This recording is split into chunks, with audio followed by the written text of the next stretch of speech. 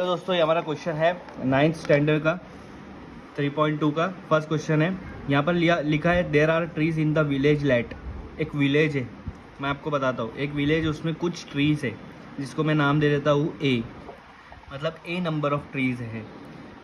एक विलेज है जिसमें ए नंबर ऑफ ट्रीज है। कितने ट्रीज है वो हमको नहीं पता, कितने ट्रीज है वो हमको नहीं पता, ए नंबर ऑफ ट्रीज है। ठीक है, अब आगे क्या बोल रहा है, if the number of trees increases every year by B. हर साल बी जितने ट्रीज बढ़ते हैं, बी जितने ट्रीज क्या होते हैं, बढ़ते हैं। अब मैं आपको सिंपल सा बता देता हूँ। एक विलेज है आपका, मान लो उसके अंदर आपके 10 ट्री है, 10 झाड़ है अभी, ठीक है।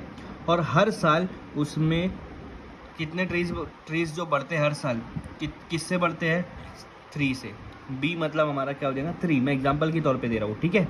हाँ, तो उन्होंने बोला है कि एक्स ईयर के बाद, एक्स साल के बाद उसमें कितने ट्रीज लग जाएंगे। एक्स साल के बाद मतलब वो 1 साल भी हो सकता, 2 भी हो सकता, 3 भी हो सकता, 4 भी हो सकता, 5 भी हो सकता। तो उनको हमने एक्स रख दिया। एक्स की जगह पर कुछ कितना भी आ सकता है। मान लो किसी ने पूछ लिया कि 2 साल के बाद कितने ट्रीज होंगे, मान लो किसी ने पूछ लिया कि 3 साल के बाद कितने ट्रीज होंगे, तो इन्होंने यहाँ पर उसकी जगह पर एक्स रख दिया। अब आप एक्स में कोई भी नंबर डाल सकते हो जब आपको पूछना है। अभी यहाँ पर तो एक्स डालना है। तो पहले हमारे पास ट्रीज कितने, 10 थे, ठीक है। फिर उन्होंने पूछा है कि एक्स साल के बाद कितने ट्रीज होंगे, कितने साल के बाद, एक्स साल के बाद कितने ट्रीज होंगे। अब हर साल कितने ट्रीज बढ़ रहे हैं, मतलब मल्टीप्लाई कितना हो रहा है। अब अगर आप x का भी कोई वैल्यू रख देते, x मतलब मैंने पूछा कि 5 साल के बाद कितने ट्रीज बढ़ रहे हैं। अब आप देखो, पहले 10 था आपका, ठीक है, हर साल 3 गुना बढ़ रहा है, ठीक है।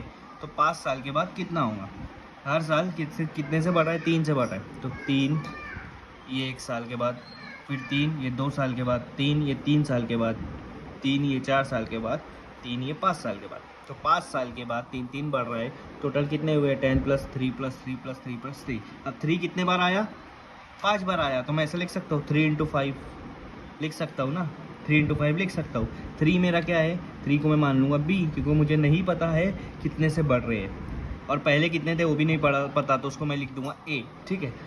और कितने साल बाद बढ़ेंगे वो हमको दिया है x, ठीक है। तो हमारा देखो 10 को मैं बना दिया a, तो 10 की जगह a आ जाएगा। प्लस 3 को मैं बना दिया, क्योंकि 3 भी नहीं पता कि कितने से बढ़ रहे हैं, उसको बना दिया मैंने b। कितने साल बाद बोला है, x ईयर के बाद, तो यहाँ पर 5 की जगह हो जाएगा x।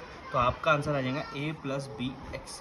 पहले आपके ट्रीज a थे, उसके बाद x ईयर के बाद वो 3 से बढ़ रहे हैं या b से बढ़ रहे हैं, तो b लगा देंगे, b × x।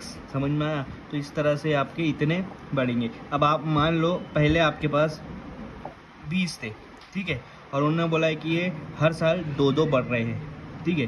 तो 5 साल के बाद कितने होंगे। तो यहाँ पर a की जगह आप 20 रख दोगे, b की जगह आप 2 रख दोगे, और x की जगह आप 5 रख दोगे। तो ये हो जाएगा 20, 5 × 2 = 10। तो ये हर 5 साल के बाद कितने हो जा रहे हैं, 30। अगर आज 20 है तो 2 बढ़ रहे हैं, 5 साल के बाद कितने हो जाएंगे, 30। वैसे ही ये आपका इक्वेशन करेक्ट हो गया। इस तरह से आपका आंसर आएगा a + b x।